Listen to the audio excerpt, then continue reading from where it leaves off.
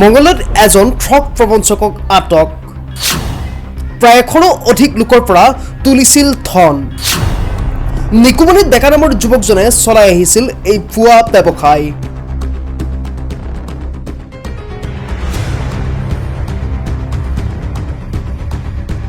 মঙ্গলত আটক হয় এইজন ঠগ প্ৰবঞ্চক মঙ্গলৈ সদৰ থানাৰ ওচৰতে ষ্টাৰ ফাইনেন্স নাম দি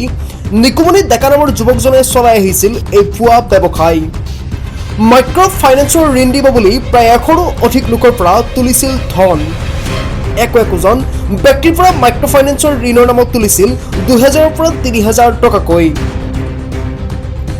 অৱশেষত ভুক্তভোগী ব্যক্তিৰ এজাহাৰৰ ভিত্তিত মঙ্গলদৈ আৰক্ষীয়ে আটক কৰে নিকুমনিক ইতিমধ্যে নিকুমনিক জেল হাজতলৈ প্ৰেৰণ কৰিব বুলি জানিব দিছে আৰক্ষীয়ে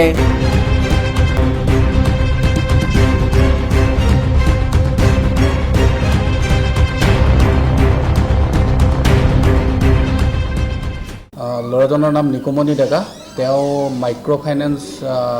নামত এটা ষ্টাৰ ফাইনেন্স বুলি এটা খুলি পেলাই বিভিন্ন মানুহক মানে ফ্ৰড কৰি পেলাই তেওঁ লোন দিম বুলি মাইক্ৰ' ফাইনেন্সৰ লোন দিম বুলি